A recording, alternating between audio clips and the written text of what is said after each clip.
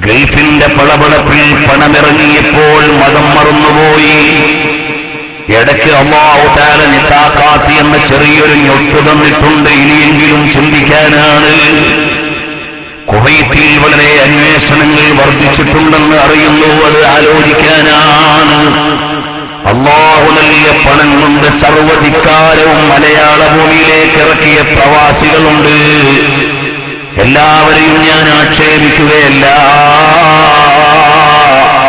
അല്ലാഹു നൽകിയ അനുഗ്രഹം കൊണ്ട് മതത്തെ മറന്നുകളയുന്ന സഹോദരന്മാരില്ലേ?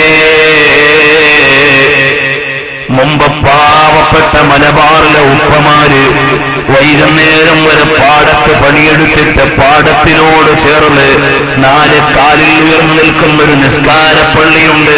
പലക കൊണ്ടുണ്ടാക്കിയതാണ്. ഞാൻ മലപ്പുറം ജില്ലയിലാണ് 10 വർഷം പഠിച്ചത്. വന്ന കാലത്ത് ഞാൻ കൊണ്ടോട്ടി പരിസരത്തും കീശേരി ഭാഗത്തുമൊക്കെ കണ്ടിട്ടുണ്ട്. പാടത്തോട് ചേർന്ന് 4 കാലിൽ നിൽക്കുന്ന ഒരു ചെറിയ നിസ്കാരപ്പള്ളി. അതെന്തിനാണ്? പാടത്തെ പണിയെടുക്കുമ്പോൾ അവിടെ നിന്ന് കാലുകഴിയിട്ട് കയറി ളുഹർ നിസ്കരിക്കാനാണ്, അസ്ർ നിസ്കരിക്കാനാണ്. അങ്ങനെ പകലന്തിയോളം അധ്വാനിച്ചിട്ട് നിസ്കാര പള്ളിയിൽ സ്രാമ്പിയിൽ കയറിയിരുന്ന് ദുആ ചെയ്തില്ലേ? അല്ലാഹുവേ, എന്റെ മക്കൾക്ക് അനുഗ്രഹം നൽകണേ അല്ലാഹ്. അങ്ങനെ ദുആ ചെയ്ത ഉപ്പമാരുടെ ദുആഇന്റെ ബറക്കത്ത് കൊണ്ട് ഗൾഫിന്റെ കവാടം തുറന്നു തന്നപ്പോ, കയ്യെ 4 കാശ് കിട്ടിയപ്പോൾ മക്കൾക്ക് മുഴുവൻ തോന്നിവാസത്തിനുമുള്ള വഴി തുറന്നുകൊടുത്ത വാപ്പമാരെ, ഭാര്യമാരെ മുഴുവൻ സ്വാതന്ത്ര്യത്തോടെ തെരുവിലേക്ക് ഇറക്കിവിട്ട സഹോദരന്മാരെ, സർവത്ര തോന്നിവാസങ്ങളും വീടിന്റെ ഉള്ളറകളിൽ മുതൽ അതാ തെരുവോരങ്ങളിൽ വരെ അഴിഞ്ഞാടുന്ന കാലത്തല്ലേ നമ്മൾ ജീവിക്കുന്നത്? അല്ലാഹുവിന്റെ മതത്തിന്റെ നിയമങ്ങളെ കാറ്റിൽ പറത്തിയിട്ടല്ലേ കല്യാണത്തിന്റെ തലേന്ന് പാട്ടുകച്ചേരി നടത്തുന്നത്? അല്ലാഹുവിന്റെ മതത്തെ വലിച്ചെറിഞ്ഞിട്ടല്ലേ ഇവിടെ അന്യ സ്ത്രീയും പുരുഷനും ആടിത്തുലയുന്നത്? ഇന്ന് വൈകുന്നേരം മലപ്പുറം ജില്ലയിൽ പോലും പള്ളിക്കൂടം വിട്ടിട്ട് ഈ സമുദായത്തിന്റെ മക്കൾ പോകുമ്പോൾ ജോഡികളായി അവർ അലയുന്നുണ്ട്. അതിൽ ആൺകുട്ടികളുടെ പാൻസ് എവിടെയാണ് ഇരിക്കുന്നത്?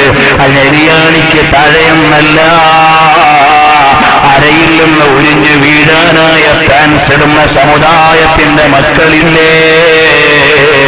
അടിവസ്ത്രത്തിന്റെ ശകലം കാണിക്കൽ പരിഷ്കാരമായി കാണുന്ന തോന്നിവാസികളില്ലേ?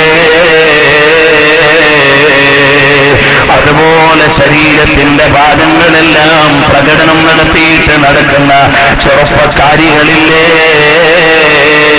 പർദയെന്ന പേരിൽ ഒരു ലോഹയിട്ടിട്ട് എല്ലാ സൗന്ദര്യങ്ങളും ആടിക്കൊഴഞ്ഞ് തെരുവിൽ തൊലയ്ക്കുന്ന പെണ്ണുങ്ങളില്ലേ?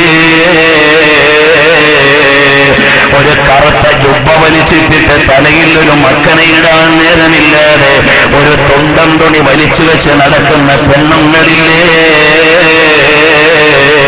ഭർത്താവ് കെട്ടിക്കൊടുത്ത മാല മുഴുവനും മാറിലണിഞ്ഞിട്ട് പരസ്യമായി പ്രകടനം നടത്തുന്ന സഹോദരിമാരില്ലേ? എന്റെ ശബ്ദം ശ്രവിക്കുന്നവരിലും ഇല്ലേ? മോളെ, നമുക്കൊരു നേതാവ് കഴിഞ്ഞുപോയില്ലേ? ഇപ്പോഴും നമുക്ക് നേതൃത്വം നൽകുന്നില്ലേ? നമുക്കൊരു മതമില്ലേ പെങ്ങളെ? ഒരു നേതാവില്ലേ അനുജ?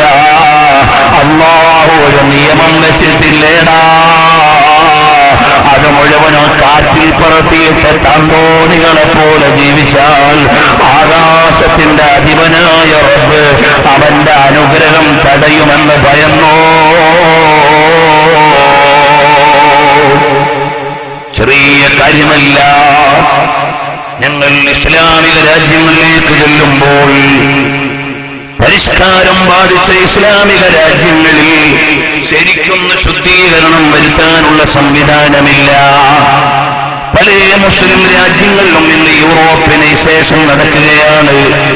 അവിടെ ശരിക്കും ശുദ്ധീകരണം നടത്താൻ പല പള്ളികളിലും സംവിധാനമില്ല. യൂറോപ്യന്റെ സംസ്കാരമാണ്. അവിടെ കേൾക്കുവാൻ ആളുകളില്ല. അവരേതോ ഒരു കോലത്തിൽ ലോകത്തിലും ജീവിക്കുകയാണ്.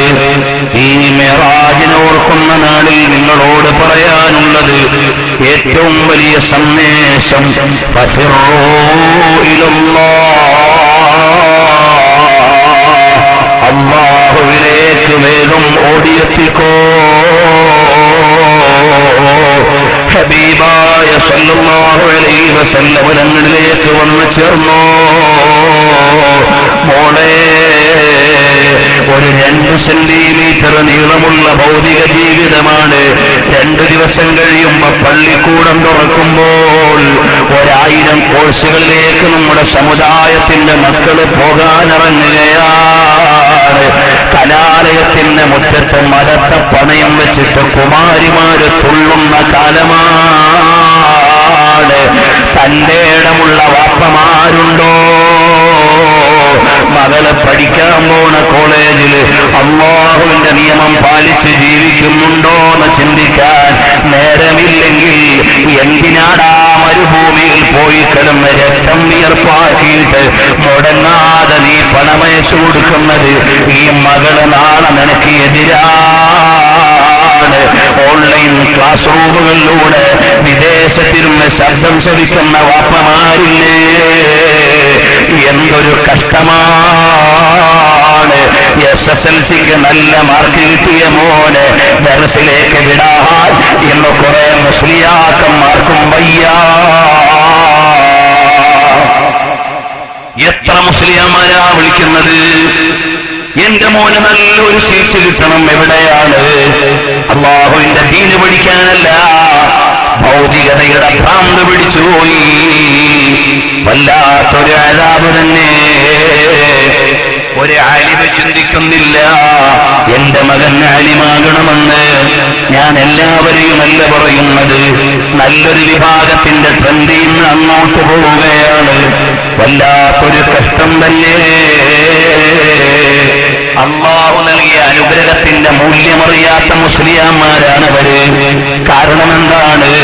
റബ്ബെന്നെ മുസ്ലിയാരാക്കി, ഞാനാകെ ഫക്കീറായി, ഞാൻ ഗൾഫിലേക്ക് കയറേണ്ടി വന്നു, എന്റെ മോനാ ഗതികേടുണ്ടായിക്കൂടാ എന്ന് ചിന്തിക്കുന്ന മുസ്ലിയാന്മാരെ, നിങ്ങൾ പഠിച്ച മതത്തോട് പ്രതിബദ്ധതയുണ്ടോ? ആരും എന്നോട് പിണങ്ങില്ലേ. അല്ലാഹുവിന്റെ ദീനിന്റെ മഹത്വം മറന്നു പോകാൻ പാടില്ലല്ലോ. എന്നെ റബ്ബ് ഒരു മുസ്ലിയാരാക്കി. അൽഹംദുലില്ലാഹ്, ഞാൻ അതുകൊണ്ടാണ് മര്യാദക്ക് നിസ്കരിക്കുന്നത്. എന്റെ മകനും അത് നഷ്ടപ്പെടാൻ പാടില്ല. അതോടൊപ്പം അവൻ ഭൗതികം പഠിച്ചോട്ടെ, വിരോധമില്ല, അതിന് നമ്മൾ തടസ്സപ്പെടുത്തുന്നില്ല. പക്ഷേ ഇന്ന് ഒരുപറ്റം ആളുകൾ ആ നിലയിൽ നിന്നൊക്കെ മാറിയിട്ട് ഒരു നിലയും വിലയുമില്ലാത്ത എഞ്ചിനീയറിംഗ് കോഴ്സിലേക്ക് മക്കളെ ചിന്തിക്കുന്നുണ്ട്. എന്ത് വിലയായി ദുനിയാവിൽ എഞ്ചിനീയറിംഗ് കോഴ്സിനുള്ളത്? ചവറ് പോലെ എഞ്ചിനീയർമാരിറങ്ങുന്നൊരു ലോകം. എന്തൊരു സംവിധാനമാണ് ഇവിടെ. ജീവിതത്തിന്റെ മാർഗമാണ് എഞ്ചിനീയറിംഗ്, ജീവിതത്തിന്റെ മാർഗമാണ് മെഡിസിൻ, ജീവിതത്തിന്റെ ഉപാധിയാണ് മറ്റു ഡിഗ്രികൾ. പക്ഷേ ജീവിതം എവിടെ?